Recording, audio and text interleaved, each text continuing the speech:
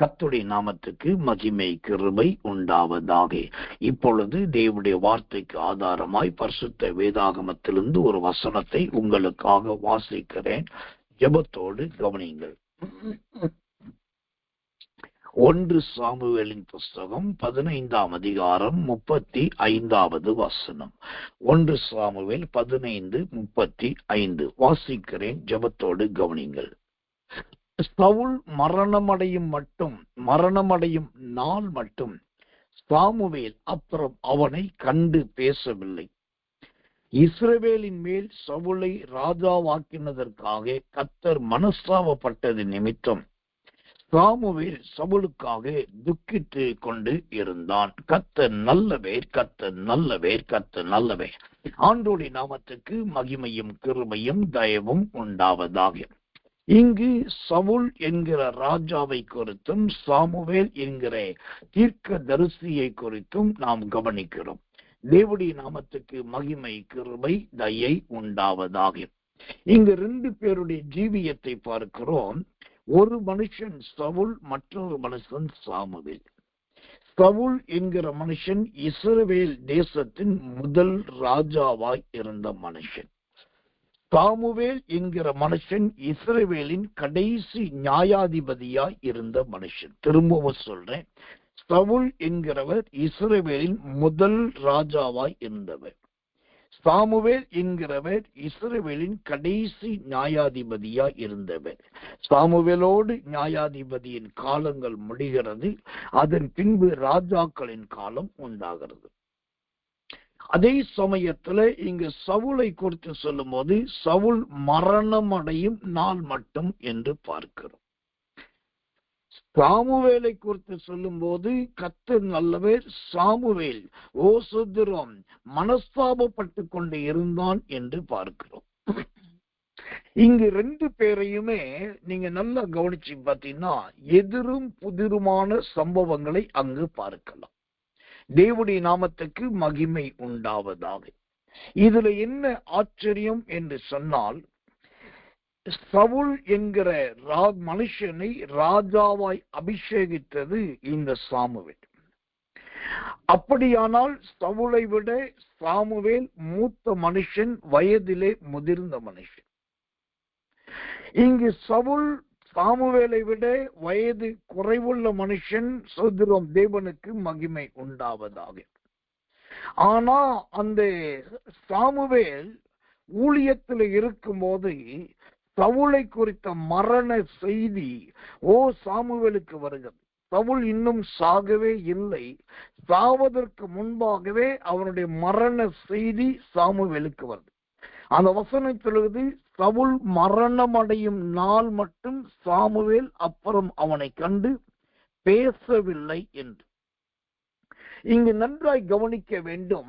இந்த சவுல் மற்றும் சாமுவேல் 2 பேருடைய ஜீவியம் நமக்கு என்ன ஒரு பிரமாணத்தை கற்றுக் கொடுக்கிறது என்று சொன்னால், ஒரு விசுவாசியின் ஜீவியம் ஒரு ஊழியக்காரருக்கு சந்தோஷத்தை கொடுக்க வேண்டும். ஒரு தேவ பிள்ளையை குறித்து கர்த்தருடைய வெளிப்பாடு வருமானால் அது தீர்க்கதரிசிக்கு நன்மைக்கு ஏதுவான தீர்க்க தரிசனமாய் இருக்க வேண்டும். இங்கு எந்த சாமுவேல் எந்த சவுலை தைல குப்பியினாலே அபிஷேகித்தாரோ, கர்த்தர் நல்லவே, அந்த அதே மனுஷனுடைய மரணத்தை குறித்து இங்கு சாமுவேலுக்கு ஒரு வெளிப்பாடு வருது. இன்னும் சவுல் மரிக்கவில்லை, ஆனா மரணத்தை குறித்து ஒரு வெளிப்பாடு வருது. என்ன வெளிப்பாடு? சாமுவேலே, சாமுவேலே, நீ யாரை அபிஷேகித்தாயோ அல்லது சோதரம் இந்த தேசத்தின் ராஜாவா இருக்கிறாரோ, அந்த சவுல் சாகிற வரைக்கும் நீ அந்த மனுஷனை சந்திக்க போவதும் இல்லை, அவரிடத்தில் பேச போவதும் இல்லை என்று கர்த்தரே அந்த பகிரங்கமான வெளிப்பாட்டை கொடுக்கிறார். இப்ப கொஞ்சம் யோசித்து பாருங்க. சோதரம் சவுலுக்கும் சாமுவேலுக்கும் என்ன பிரச்சனை என்று சொன்னால், இவங்க 2 பேருக்கு இடையில ஒரு பிரச்சனையும் கிடையாது. ராஜ்யபார பிரச்சனை கிடையாது, ஆவிக்குரிய உலக ஊழிய பிரச்சனை கிடையாது, 2 பேருடைய குடும்ப பிரச்சனைகளை குறித்து இடையில சேர்க்கப்படவில்லை, எதுவுமே இல்லை.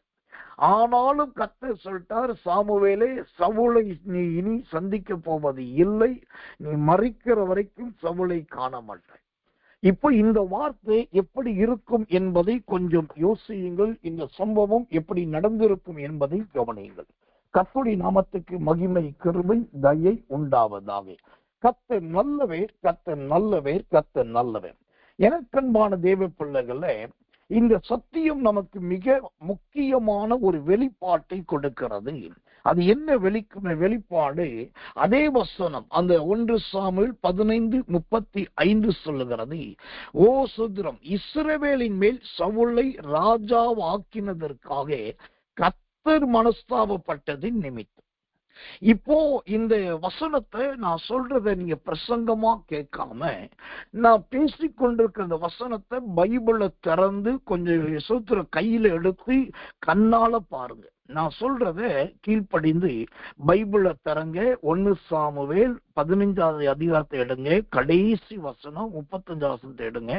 அங்க ஒரு ஆச்சரியம் இருக்கு. என்னன்னா, ஓ கர்த்தர் நல்லவர், மேலே சவுல் என்கிற பெயரை பார்க்கிறோம், கீழே சாமுவேல் என்கிற பெயரை பார்க்கிறோம், ரெண்டுக்கும் நடுவே கர்த்தர் என்கிற பெயரை பார்க்கிறோம். அப்போ சவுலுடைய மரணம் அறிவிக்கப்படுகிறது. சாமுவேலுடைய ஓ கர்த்தர் நல்லவே துக்கத்தும் அங்கு வெளிப்படுத்தப்படுகிறது. சாமுவேலுடைய மரணத்துக்கும் மன்னிக்கணும், சவுலுடைய மரணத்துக்கும் சாமுவேலுடைய துக்கத்துக்கும் இடையில யாருக்கான கர்த்தர் இருக்கார். இப்போ இந்த கர்த்தர் நடுவில் இருக்கும் போது தான் இங்க ஒரு பெரிய காரியம். இப்போ நான் சொன்னேன், முதலாவது சவுலுடைய மரணம் அங்கு சொல்லப்படுகிறது. இரண்டாவது சாமுவேலுடைய துக்கம் அங்கு சொல்லப்படுது. இதை விட இன்னொரு காரியத்தை பாருங்க, ஆண்டவரை குறித்து, கர்த்தரை குறித்து என்ன சொல்லுது? கர்த்தர் மனஸ்தாபப்பட்டார். இப்போ இந்த 3 பேரை நான் உங்களுக்கு முன்பாய் வரிசையாய் நிறுத்துகிறேன். நம்பர் 1 சவுல் என்கிற ராஜா. நம்பர் 2 சாமுவேல் என்கிறதான தீர்க்கதரிசி. நம்பர் 3 கர்த்தர் என்கிற தேவன். இந்த 3 பேருமே பாருங்க, 3 பேரும் உயர் ஸ்தானத்தில் இருக்கிறவர்கள். சவுல் ராஜாவா இருக்கிற மனுஷன், சாமுவேல் நியாயாதிபதியாகவும் தீர்க்கதரிசியாகவும் ஞானதரிசிக்காகவும் இருக்கிற மனுஷன். கர்த்தரோ இவங்க எல்லாருக்கும் மேலாய் 3 பேருமே உயர்ந்த ஸ்தானத்துல இருக்கிறாங்க. ஆனா இந்த 3 பேருக்குள்ள என்ன இருக்கு பாருங்க, ஒருவருக்குள் மரணத்தின் அலை வீசி கொண்டிருக்கிறது, ஒருவருக்குள் துக்கம் பெருகி கொண்டிருக்கிறது, கர்த்தருக்குள்ளோ மனஸ்தாபம் பெருகிட்டு. இதுதான் இன்னைக்கு இருக்கிற ஆவிக்குரிய உலகத்தின் உண்மையான தாற்பயம். இதெல்லாம் யாரும் சொல்லுவது கிடையாது, இதெல்லாம் யாரும் பிரசங்கிப்பது கிடையாது, இதெல்லாம் யாரும் வெளிப்படுத்துவது கிடையாது. ராஜா என்கிறதான ஒரு பெரிய அங்கீகாரம். ராஜா என்றால் என்ன? சமஸ்த தேசமும் எனக்கு கீழே, சமஸ்த ஜனமும் எனக்கு கீழே, சமஸ்த இராணுவமும் எனக்கு கீழே, இவர்கள் எல்லாருக்கும் மேலே நான் உயர்ந்தவன். அதுதான் ராஜா. அவன் அவ்வளோ பெரிய ராஜாவா இருந்தாலும் அவனுடைய வாழ்க்கை அந்தரங்க ஜீவியம் ஒரு மரண ஓலம், மரண அலை, மரண செய்தி எப்போதும் அவனை ஆட்டுவித்து கொண்டிருந்தது. இரண்டாவது இங்கு கர்த்தர், அவர் எப்படி இருக்காரு? அவர் தேவாதி தேவன், ராஜாதி ராஜா, சர்வ வல்லமை உள்ளவர், வானமும் பூமியும் அவருடையது, சதுர சகலத்தின் சிருஷ்டித்தவர் அவர். இப்ப ரெண்டாவது அவர் எப்படி இருக்கிறார்னா, அவர் ரொம்ப மனஸ்தாபத்தோடு இருக்கிறார். மூணாவது இங்கு சாமுவேல், இவர் நியாயாதிபதி, நல்ல ஞானதரிசிக்காரர், நல்ல தீர்க்கதரிசி, நல்ல தேவ மனுஷன். ஆனா அவர் எப்படி இருக்காரு? துக்கத்தோடு இருக்கிறார். இதுதான் இன்னைக்கு பெந்தேகோஸ்தே வட்டாரத்திலே, ஆவிக்குரிய சபைகளிலே முதிர்ச்சியான பாரம்பரிய கிறிஸ்தவ குடும்பங்கள் என்கிற பல கிறிஸ்தவ குடும்பத்தில் இருக்கிற நிலைமை. அந்த குடும்பத்துக்கு தலைவனாக, அந்த குடும்பத்துக்கு தலைவியாக இருப்பார்கள்.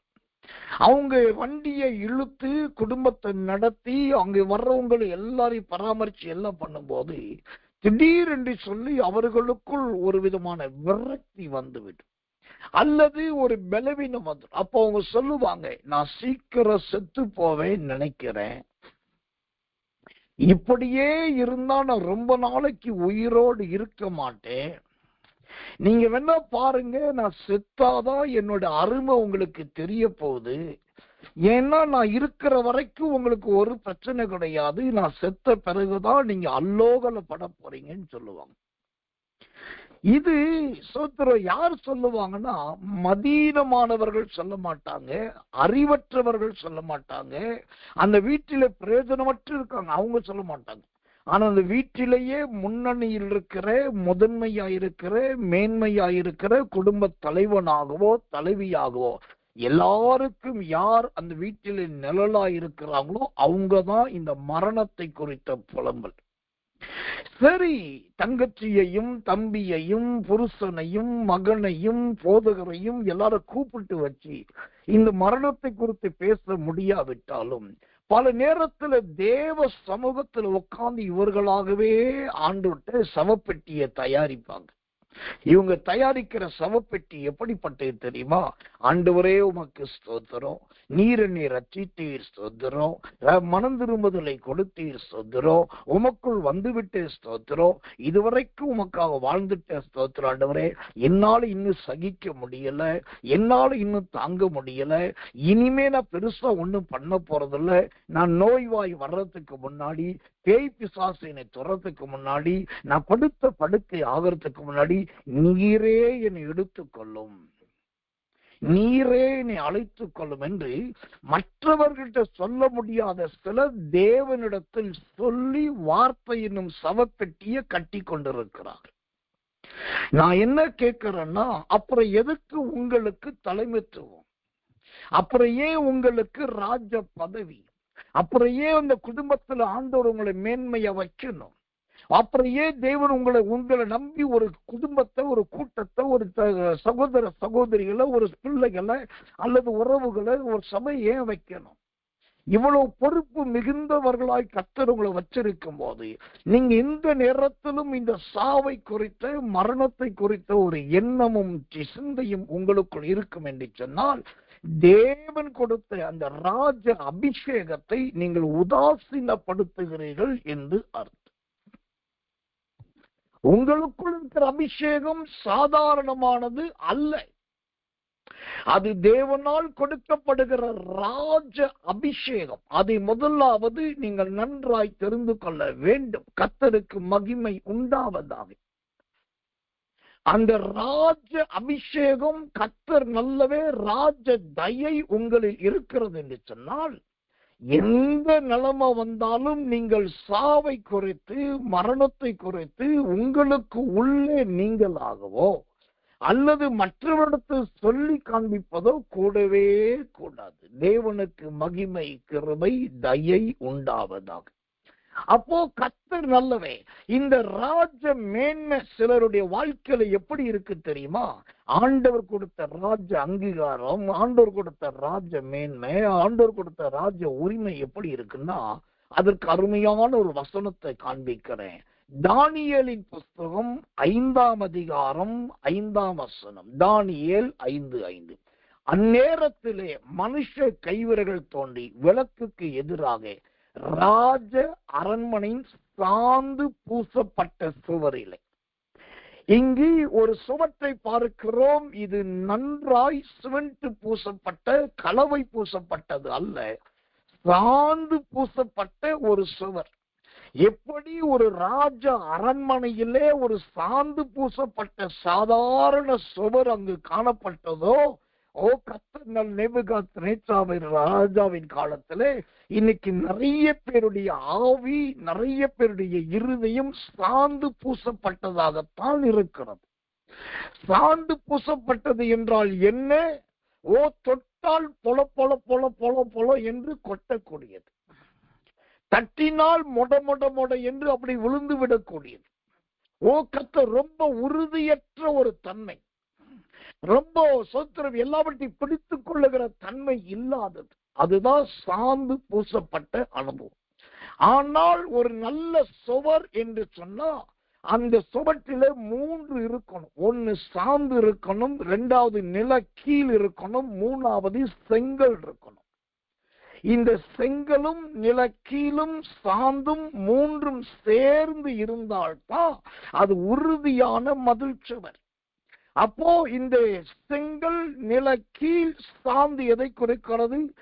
செங்கல் என்பது நெருப்பிலே சுடக்கூடியது, வேகக்கூடியது. அப்போ நீங்க தேவனால் சோதிக்கப்பட்டு அதிலே பொன்னாய் விளங்கி இருக்கணும்.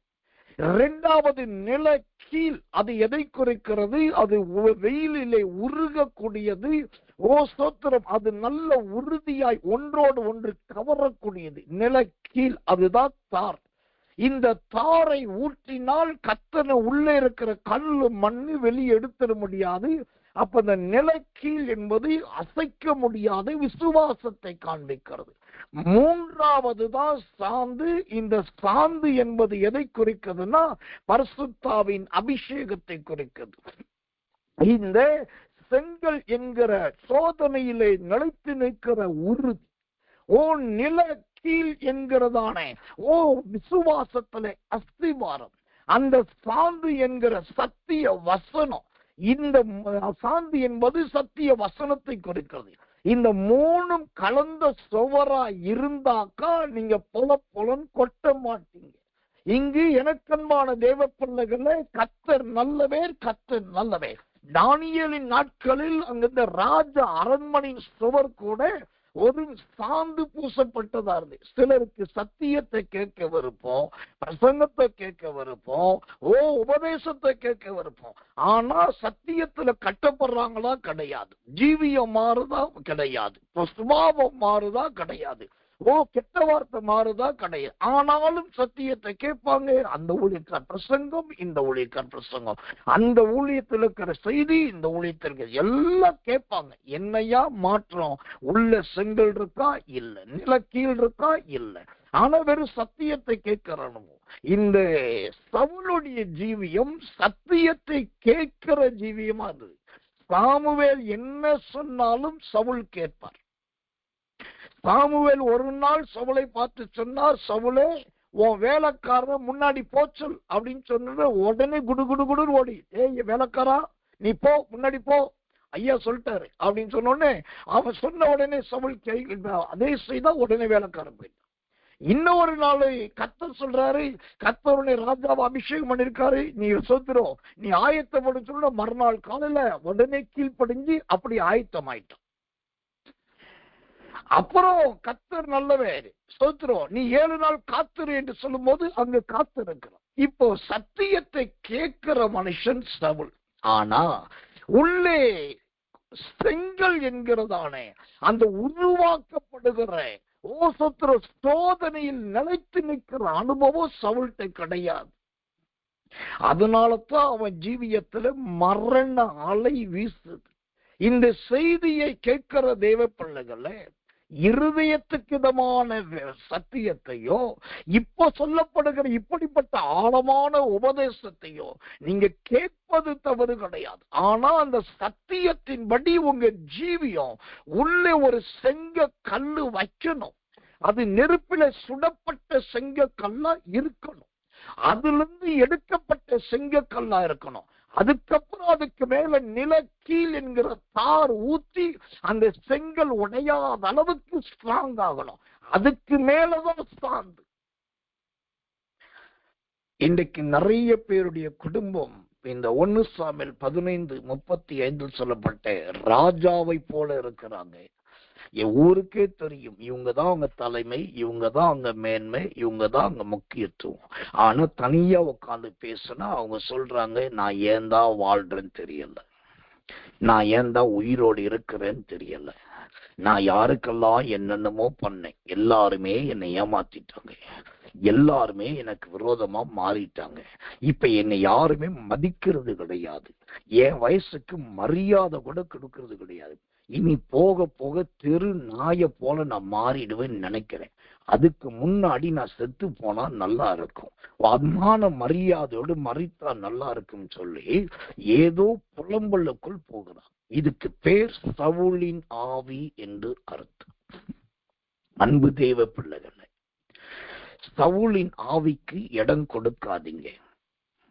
கொஞ்சம் நீங்க உங்களை திரும்பி பாருங்க. ஆண்டவர் உங்களை அழகாய் சுதந்திரம் ராஜ மேன்மையில வைத்திருக்கிறார். ஒரு ராஜ அரண்மனையில வைத்திருக்கிறார். அந்த ராஜ மேன்மையில ராஜ அரண்மனையில வைத்திருக்கும் போது ஏன் உங்களை நீங்க எப்ப பார்த்தாலும் நன்மைக்கு எதிரான காரியத்தை யோசிக்கிறீங்க, ஆசீர்வாதத்துக்கு எதிரான காரியத்தை புலம்புறீங்க?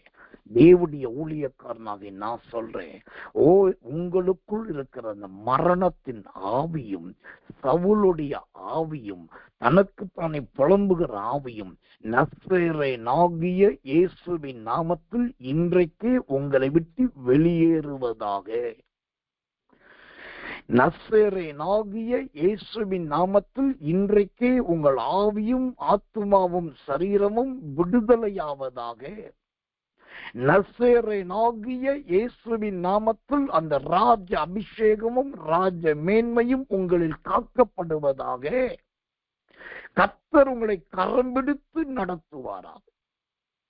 இங்கு ஒரு சத்தியத்தை நான் சொல்லிதான் ஆகணும், வருத்தப்படக்கூடாது. சில தேவ பிள்ளைகள் வாழ்க்கையில இந்த மரணத்தின் ஆவி உள்ளே நுழைறதுக்கு காரணம் என்ன தெரியுமா? ஆவிக்குரிய குறி கேட்கிற அனுபவம். ஆவிக்குரிய குறி கேட்கிற அனுபவம். இந்த சவுலை ஆண்டவர் முதலாவது கழுதையை தேடுகிறவனாய் 5 நாடுகளை அவன் கடந்து வருகிறான். 4 நாடுகளையும் எப்ராயிம் மலையையும் கடந்துதான் 5 நாட்டை கடந்து சாமுவேல்ட்டவர். 2வது இவனுக்கு கொடுக்கப்பட்டது எடுத்து ஆயத்தம் பண்ணி வைக்கப்பட்ட ஆட்டுக்குட்டியினுடைய அருமையான தொடை சந்து கறி. 3வது இவனுக்கு கொடுக்கப்பட்டது கர்த்தருடைய தெளிவான வார்த்தை. நீ எங்க போவ, வழியில யார சந்திப்ப, அங்க என்ன நடக்கும், கர்த்தர் உன்னை எப்படி மாற்றுவா, உன் மேல என்ன இறங்கும் அந்த என்று சொல்லி சாமுவேல் அக்கு வேறு ஆணி வேறாய் தனித்தனியா வார்த்தையை சொல்லிட்டார். இந்த சவுலுக்கு 3வது கர்த்தருடைய வார்த்தை கிடைச்சது. 4வது போகிற வழியிலே கர்த்தருடைய பரிசுத்தாவின் அபிஷேகம் கிடைச்சது. கர்த்தருடைய ஆவி அவன் மேல் இறங்கினார் என்று வேதம் சொல்லுகிறது. அப்ப இவன் 4வது கர்த்தருடைய ஆவியினால் நிரம்பினவன். 5வது இவன் அருமையாய் தீர்க்க தரிசனம் சொல்லுகிறான். நல்ல ஒரு தீர்க்கதரிசி. தீர்க்கதரிசிகளில் இவனும் ஒருவனோ என்கிற பழமொழியே இவனால் உண்டாயிற்று. அப்ப 5வது அவனுக்கு தீர்க்க தரிசன அபிஷேகம் கிடைத்தது. 6வதாக கர்த்தர் நல்லவே ஜனங்கள் தேடி கண்டுபிடிச்சு இவனை இழுத்துக்கிட்டு வந்து ராஜாவாய் அபிஷேகத்தை தலையிலே கிரீடம் சூட்டுகிறார். இது கிரீடம் சூட்டப்படுதல் 6வது ஆசீர்வாதம். 7வது ஆசீர்வாதம் இந்த சவுலுக்கு வாழ்நாள் முழுவதும் தான் சரியாய் வழிநடத்தப்படுவதற்கு கர்த்தரால் கொடுக்கப்பட்ட அருமையான ஒரு ஞானதரிசிக்காரனாகிய தீர்க்கதரிசியாகிய நியாயாதிபதியாகிய சாமுவேல். இப்ப பாருங்க, இந்த 7 காரியத்தை 7 விதமான நன்மையை கர்த்தர் சவுலுக்கு அடுத்தடுத்து கொடுத்தார். அவ்வளவு கொடுத்திருந்தும் இதை எதையுமே அவன் உணரல. ஆனா சவுல் எதை விரும்பினா, தெல்லு பூச்சியை விரும்பலாம் தான் பைபிள் இருக்கு. தெல்லு பூச்சி, ஒட்டடை பூச்சி மாதிரி அவன் தெல்லு பூச்சி மாதிரி தாவீதை துரத்தன. அவனுக்கு பிடிச்சதெல்லாம் சிங்கம் மாதிரி இருக்குதுல, தெல்லு பூச்சி மாதிரி. அப்புறம் சொந்த மகன் அப்சலோமையே கொலை பண்ணணும், அவனா இருந்தாலும் சாகணும், மகனையே கொல்லணும் பாக்குறான். அப்புறம் அமாவாசை அன்னைக்குதான் அவன் பூஜை பண்ற மாதிரி சொந்த விருந்து பண்றான். இப்படி கர்த்தர் கொடுத்ததெல்லாம் வேற, இவன் அனுபவித்தது பிரயாசப்பட்டதெல்லாம் வேற. இப்ப நல்லா தெரிஞ்சுக்கோங்க, இந்த கர்த்தர் கொடுத்த 7 விதமான அற்புதமான கிருபைகளை விட்டுட்டு இவன் தெல்லுப்பூச்சியையும் கொலை செய்வதையும் மகனை கொள்ளுவதையும் அப்புறம் சொத்து விரட்டி கொண்டு இருப்பதையும் இதையே பண்ணதுனால அவன முடிவு என்ன ஆச்சு தெரியுமா? ஆவிக்குரிய ஸ்தோத்திரம் கர்த்தர் அளவு குறி கேட்கிறவனாய் மாறிவிட்டான். ஒரு கட்டம் வந்தது, சாமுவேலுடைய வார்த்தை கிடைக்கல, சாமுவேலுடைய தீர்க்க தரிசனம் கிடைக்கல, சாமுவேலுடைய வெளிப்பாடு கிடைக்கல. நேர போல மந்திரவாதி கிட்ட. அது ஒரு பெண் மந்திரவாதி. அங்க போயிட்டு சொல்லிட்டான், ஐயோ எனக்கு சொப்பனமும் தெரியல, தரிசனமும் தெரியல, வார்த்தையும் கிடைக்கல, எனக்கு யாராவது ஏதாவது சொல்லணும், யாரையாவது வர சொல்லு, முடிஞ்ச சாமுவேலை வர சொல்லு. நல்லா கவனிக்கணும், இன்னும் சவுல் சாகல. ஆனா சாகரத்துக்கு முன்னாடியே என்னைக்கு அந்த சூனியக்காரி வீட்டுக்கு குறி கேட்கறதுக்கு ஆவிக்குறி அவன் சொல்றோம் விக்கிரகங்கள் வர வைக்கிறான், சாமுவேலை தான் வர வச்சான். கர்த்தர் நல்லவன். அந்த சொல்ற குறி கேட்கிற வீட்டுக்கு போனானோ அங்கேயே பைபிள் சொல்லுது, அவன் செத்தவனை போல விழுந்து கடந்தான். ஓ கர்த்தர் நல்லவே, கர்த்தர் நல்லவே, கர்த்தர் நல்லவே. செத்தவனை போல விழுந்து கடந்தான். யார்? சவுல். எப்போ? அவன் உயிர் போறதுக்கு முன்னாடியே, சாகரத்துக்கு முன்னாடி அவன் ஜீவியம் செத்ததை போல ஓ கர்த்தர் கீழே விழுந்து கிடக்கு.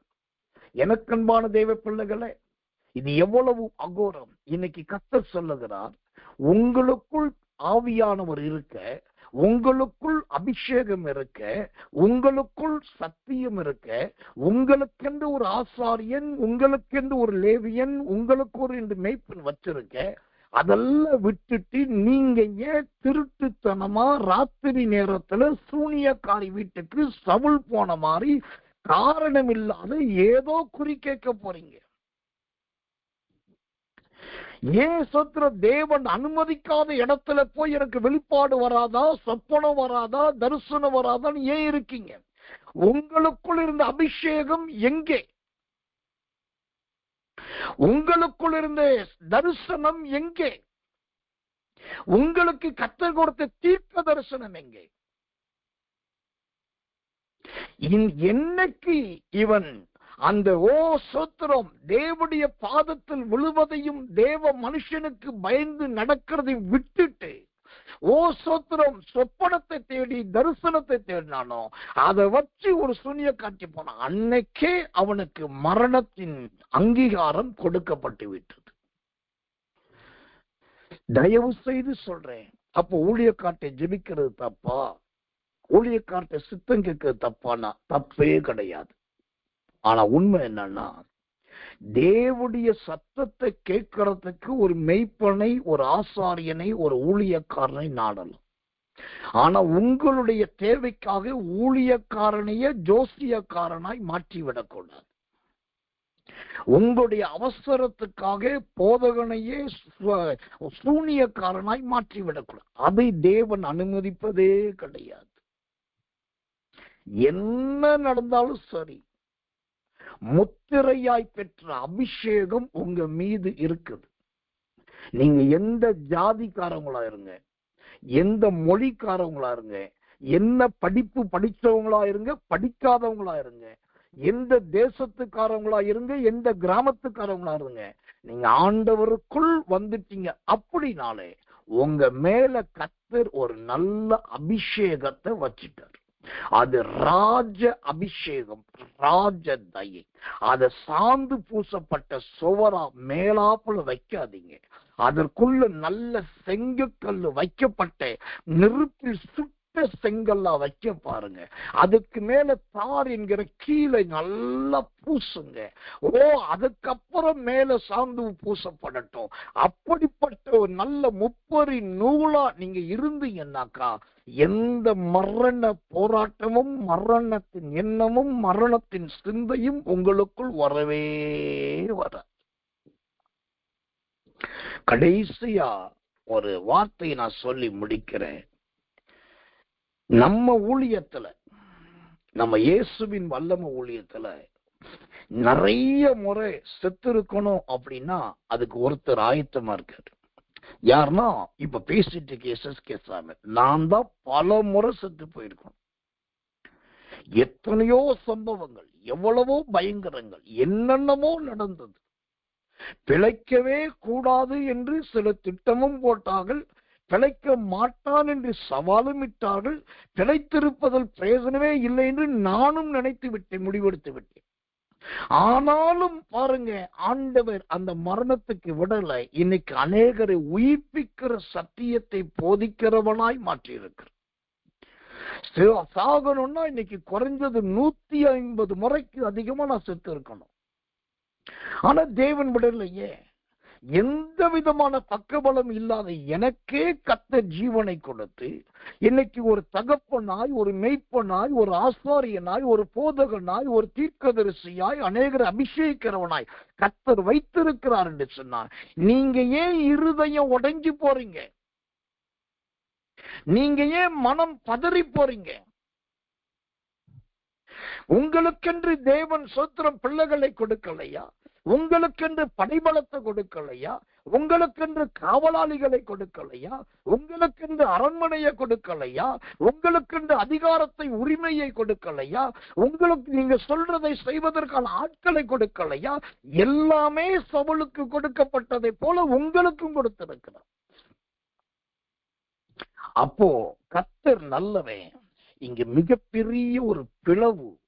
என்ன பிளவு? 1 சாமுவேல் 15:35 கர்த்தரே சொல்லிட்டார், சாமுவேல், இனி நீ மரணம் அடையும் நாள் மட்டும் சவுலை சந்திக்க மாட்டாய். எவ்வளவு பெரிய பிளவு! இந்த சவுலுடைய அந்தரங்கத்தின், மறைமுகத்தின் தனிப்பட்ட கிரியைகள் தான் பரிசுத்தவானாகிய சாமுவேலையும் அசுத்தவானாகிய சவுலையும் தனித்தனியாய் பிரித்து விட்டது. ஓ, கர்த்தர் நல்லவை. எனக்கன்பான தேவ பிள்ளைகளை, நம்முடைய தனிப்பட்ட ஜீவியத்தை குறித்து எச்சரிக்கையாயிருப்போம். ஓ, ஆவிக்குரிய ஜீவியத்தை குறித்து கவனமாயிருப்போம்.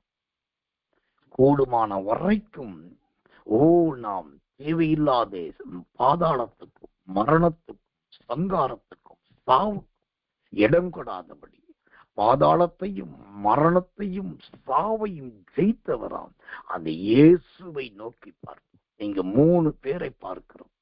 மரண அலை வீசுகிற சவுல், மனஸ்தாபத்தில் நிறைந்த கர்த்தர், துக்கத்தில் துக்கித்து கிடக்கிற சாமுவேல்.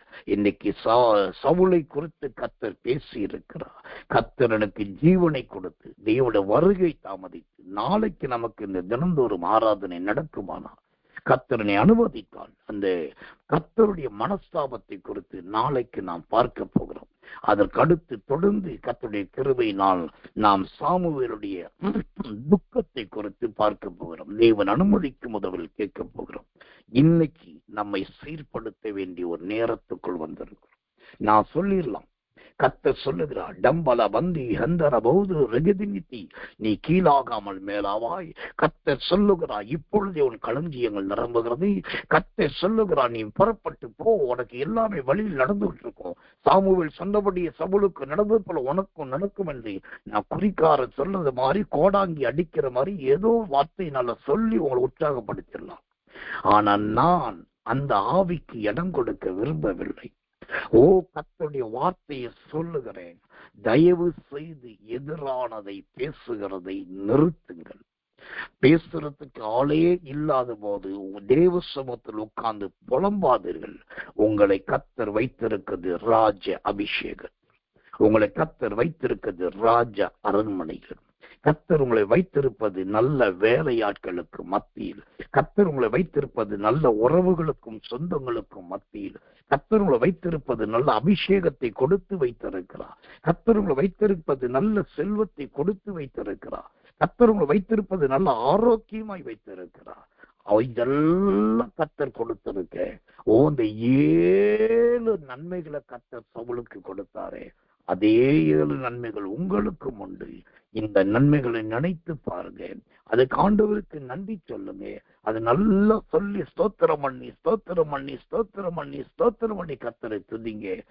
தேவனுடைய ஊழியக்காரனாக நான் சொல்றேன், சவுலின் ஆவி இன்றோடு உங்க வீட்டை விட்டு, உங்க குடும்பத்தை விட்டு, ரொம்ப முக்கியமா அந்த பொல்லாத சவுலுடைய பாதாளத்தின் ஆவி இன்றோடு உங்களுடைய இருதயத்தை விட்டு நசரேயனாகிய இயேசுவின் நாமத்தில் வெளியேறுகிறது. நீங்கள் விடுதலையாகிறீர்கள். கர்த்தருடைய கரம் உங்களை விடுதலையாக்கும். தேவனுடைய ஜெயம் உங்களை விடுதலையாக்கும். ஆண்டவருடைய மகிமை உங்களை விடுதலையாக்கும். நாம் கண்களை மூடி ஜெபிக்க போகிறோம். எல்லாரும் கண்களை மூடி.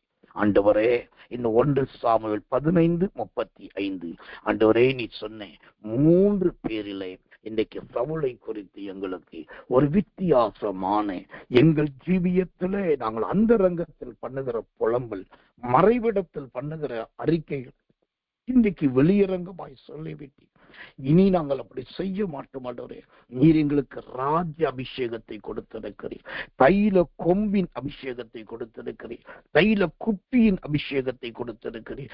ஆண்டவரே, உடைய கிருபை என்னை நிரப்பட்டும் என்று சொல்லி ஒப்பு கொடுத்து கண்களை மூடி ஆவியில நிரம்பி எல்லாரும் சுதந்திரம் பண்ணுவோம் இயேசுவின் நாமத்தினாலே.